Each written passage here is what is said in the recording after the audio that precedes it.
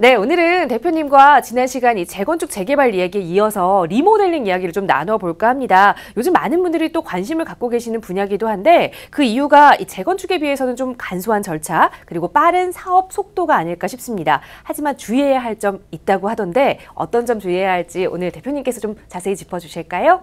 예. 자, 제가 흔히 이런 얘기를 많이 듣습니다. 자, 20층, 25층 이런 아파트가 20년이 넘고 30년이 되면은 재건축이 가능할까? 그러면 향후 대안은 뭘까? 이런 쪽에 대해서 이제 종종 질문을 해요. 자, 그런데 최근에 재건축에 대해서 집중적인 이제 규제가 과하다 보니까 그 대안 상품으로서 우리가 수직 증축 리모델링이 허용됐다는 것은 이제 대부분 아실 거예요. 그러면 어떤 단지에 어떻게 접근을 해서 주거 환경도 개선시키고 차익도 실현할 수 있을까? 그런 측면에서 제가 오늘은 리모델링 정비 사업에 대해서 말씀 좀 드리도록 하겠습니다.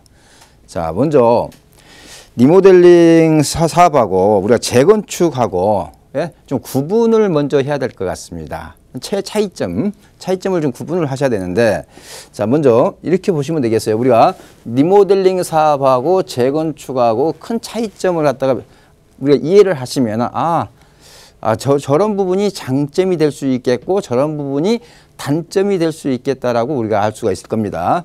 먼저 관련법도 다릅니다. 자, 리모델링 사업은 주택법을 근거로 했고요. 재건축은 도시 및 주거 환경 정비 사업에서 우리 도정법을 근간으로 이루어져 있습니다.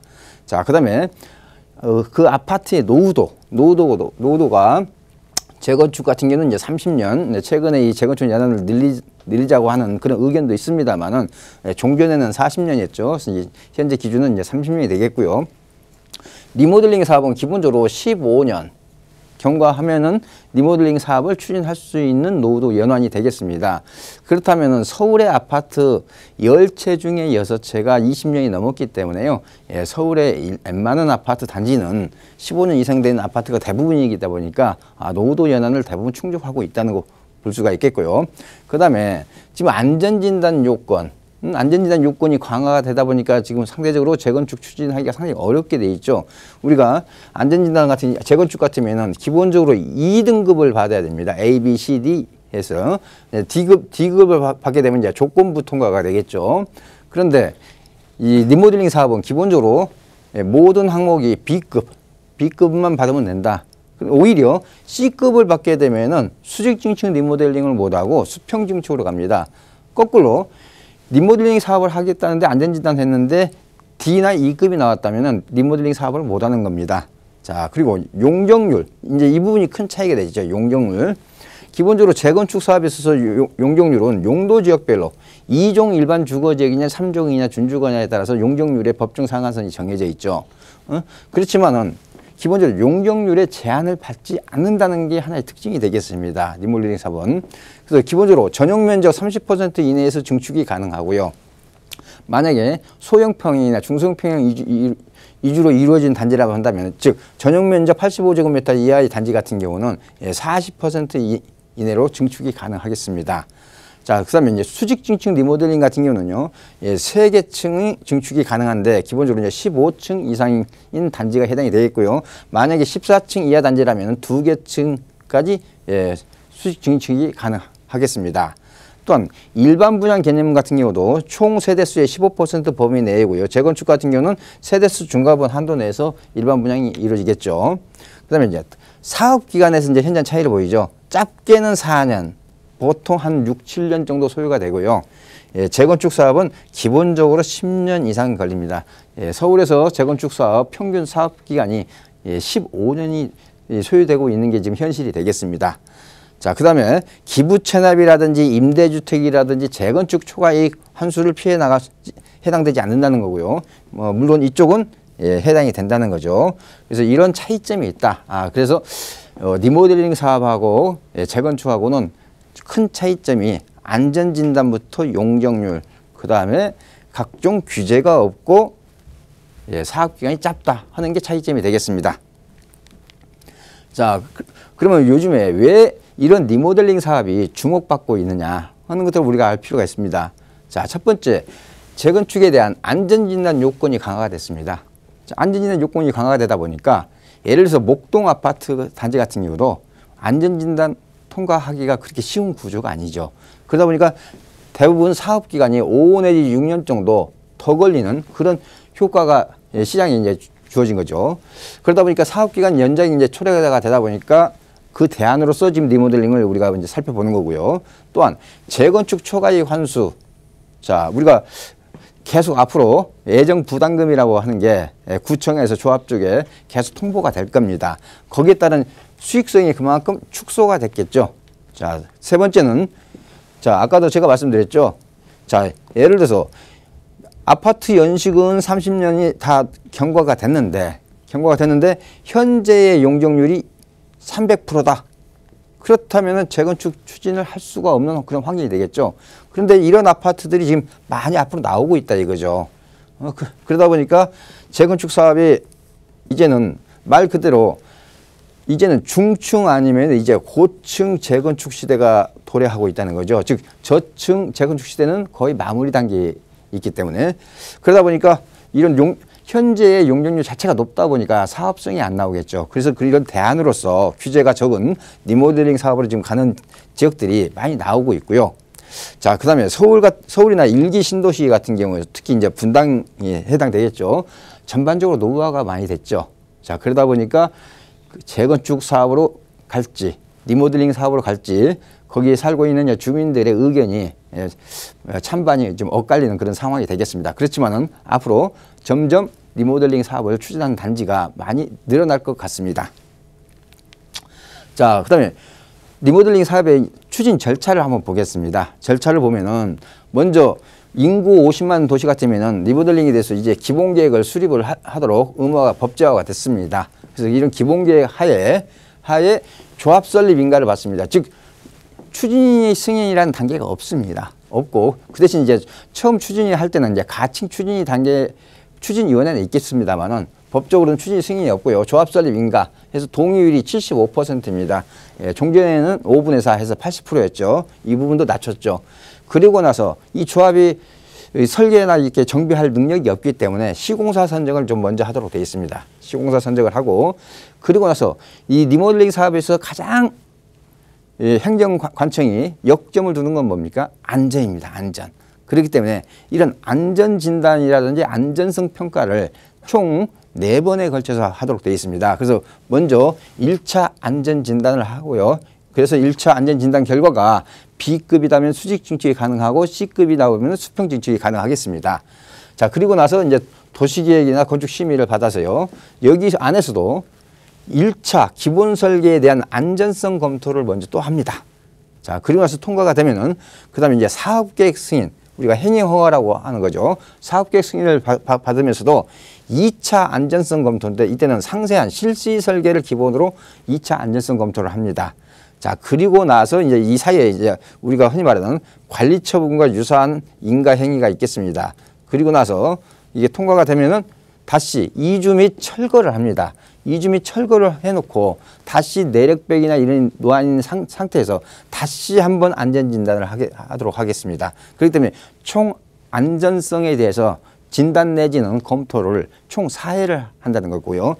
사실 1차 안전성 검토 같으면 수평증축 같으면요. 1차 안전성 검토를 생략도 가능합니다. 자, 그리고 나서 이제 착공하고 그다음에 준공 이렇게 하다 보니까 전반적으로 사업기간이 짧게는 4년. 그렇지만 현실적으로 4년은 너무 무리일 거고요. 보통 한 6, 7년 정도 소요되는 그런 사업이 되겠습니다. 그렇기 때문에 재건축에 비해서 거의 반절 수준이겠죠. 사업기간이. 자, 그다음에 자, 우리가 지금 현재 리모델링 사업을 추진하고 있는 단지들의 좀 특성이나 좀 몇 개 단지를 언급을 좀 해보겠습니다. 자, 1세대 단지, 2세대 단지, 제가 3세대 단지 이렇게 명명을 했는데요. 이건 제가 편의상 붙인 명명이고요. 자, 1세대 단지는 이미 리모델링을 해가지고 입주가 한 단지가 되겠습니다. 대부분이 강남권에 위치되어 있습니다. 자, 예를 들어서 도곡동의 쌍용예가, 당산동의 쌍용예가, 청담동 로이뷰, 대치동의 하이스틴. 자, 주로 쌍용건설이 리모델링 사업에 많이 참여를 하고 있습니다. 자, 그런데 기본적으로 리모델링을 했는데도 주변 새 아파트 시세보다 낮게 형성되고 있어요. 그 이유는 평면 설계 제약을 갖다가 극복을 100% 하지 못했다는 그런 요소 때문에 새 아파트 취급을 현재 1세대 리모델링한 단지는 못 받고 있는 그런 형편이 되겠습니다. 자, 2세대 단지는 지금 현재 한참 추진하고 있는 단지로 보시면 되겠어요. 자, 대치 2단지, 대청 아파트, 이촌 현대, 개포 우성 1차, 옥수 국동, 응봉 대림 1차, 둔촌 현대 1차, 그 다음에 분당 쪽은 이제 성남시 시범단지가 되겠죠. 느티마을이라든지 한솔 5단지 등 이런 단지들이 현재 지금 추진을 하고 있는데 이 단지 중에서도 분당 같은 경우는 상당히 사업이 많이 진척이 지금 현재 진행이 되고 있습니다. 특히 이촌 현대라든지 그다음에 동부 이촌동 같은 경우도 최근에는 이제 코오롱 아파트라든지 한가람 아파트도 재건축보다는 리모델링으로 가자고 해가지고 지금 추진을 하고 있는 걸로 알고 있습니다. 자, 그러면서 대형 건설사들이 전에는 쌍용건설이라든지 포스코 일부 건설사가 참여했는데 자, 요즘 같은 경우 GS 같은 데라든지요. 그래서 대형 건설사가 참여하면서 평면 설계가 상당 부분 진화가 될 예정입니다. 진화가 될 예정인데 아직도 이제 내력벽에 대한 의견이 분분합니다. 그 다음에 제가 3세대라고 불렀습니다만은 이번에 서울시 지원형 시범단지를 지정을 했죠. 자, 남산타운, 문정시형, 신도림 우성 1, 2, 3차 이 정도 이제 지정을 했습니다. 자, 그러면서 지금 내력벽 철거 문제가 하나의 핫 이슈가 되겠습니다. 내력벽 철거를 갖다가 금지를 하면은 안전성이 그만큼 답보되는 거고, 내력벽 철거를 갖다가 허용을 해주면은 그만큼 평면 설계의 제약도가 극복이 되는 거죠. 자, 그래서 이게 지금 원래는 내력벽 철거를 가능하게 허용하게끔 하려다 했다가 포항 지진이라든지 여러 가지 사태를 보고 좀 유보를 했습니다. 내년 3월까지. 그렇기 때문에 내년 3월 이후에 어떠한 보완 대책이 나올 건가가 초미의 관심사고요. 현재 이렇게 추진하고 있는 단지들도 내년 3월 이후에 이런 내력벽 철거에 대한 어떤 보완 대책이 나올 건가를 지켜보는 그런 현재 단계라고 보시면 되겠습니다. 자, 마지막으로 이런 리모델링 정비 사업을 하는 그런 아파트에 투자를 할 때 우리가 좀 체크해야 될 사항 한 5가지 정도를 간단하게 말씀을 좀 드리겠습니다. 첫 번째, 입지가 우수해야 됩니다. 입지가 우수해야 된다. 자, 예를 들어서 아까도 이미 대부분이 강남권에서 이미 리모델링을 추진했잖아요. 그 소리는 뭐냐면은 상대적으로 건축비가 일반 재건축에 비해서 높습니다. 높다 보니까 이런 건축비 부담을 하고도 어느 정도 차익이 실현이 돼야 되기 때문에 기본적으로 주변 새 아파트 시세가 높은 지역, 그런 입지가 좋은 지역 위주로 먼저 추진이 가능하다는 거죠. 제가 참고로 주변 새 아파트 시세가 평당 3.3제곱미터당 그래도 한 2,500만 원 선은 되어야 어느 정도 추진이 가능하다라고 보입니다. 따라서 입지가 우수한 곳 위주로 선별을 해야 된다는 거고요. 두 번째는 가능한 대단지여야 됩니다. 자, 말 그대로 규모의 경제입니다. 자, 들어가는 건축비는 동일하기 때문에 그런 간접비를 갖다가 줄이기 위해서라도 규모의 경제를 측면에서 가능한 대단지로 이렇게 추진하는 지역을 선택하시는 게 유리할 것 같고요.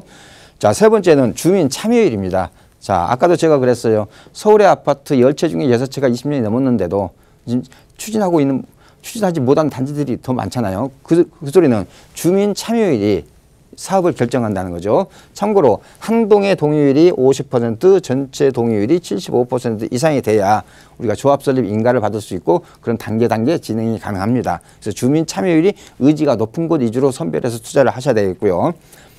수평 중축보다는 수직 중축이 하는 게 일반적으로 사업성이 세계층에 대해서 일반 분양을 할 수가 있기 때문에 수직 중축이 사업적인 측면에서 유리하다. 자, 그래서 안전지대 C급을 받게 되면은 수직 중축이 안 되고 수평 중축으로 간다는 것도 참고로 알아두시고요. 자, 마지막으로 이건 놓치기 좀 쉬울 수도 있습니다만은 우리가 건축법상 인근 지역에 일조권이라든지 조망권 침해가 있으면은 어떤 주민들 간에 인근 주민들 간에 어떤 이해관계가 충돌이 되기 때문에 추진하기가 어렵죠. 왜 3계층을 갖다가 늘리다 보면은 주변 아파트의 일조권이라든지 조망권 침해가 있을 수 있습니다. 자, 이런 부분까지도 우리가 꼼꼼하게 좀 살펴보시고요. 자, 요즘에 재건축 투자 환경이 많이 안 좋아졌습니다. 그 대안으로 뜰 수 있는 게 이런 리모델링 사업이거든요. 그래서 제가 말씀드린 이런 5가지를 머릿속에 좀 기억하셨다가 투자하실 때 참고하셨으면 좋겠습니다.